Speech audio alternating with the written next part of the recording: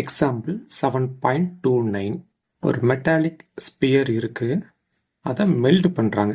MELD பண்ணி small சைஸில் இருக்கக்கூடிய ஸ்பியராக கன்வெர்ட் பண்ணுறாங்க. How many small sphere can be obtained? எத்தனை ஸ்மால் ஸ்பியர் உருவாக்கலாம் அப்படின்னு கேட்குறாங்க. அது தெரியாது, அதை நான் n அப்படின்னு எடுத்துக்கிறேன்.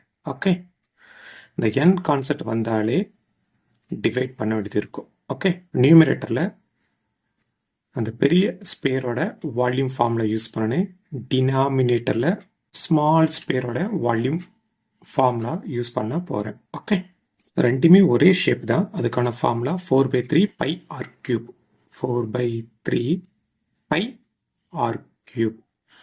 கீழே வந்து ஸ்மால் ஸ்பியர் அப்படிங்கிறதுனால ஸ்மாலர் யூஸ் பண்ணுறேன். 4/3 பை ஆர் கியூப்.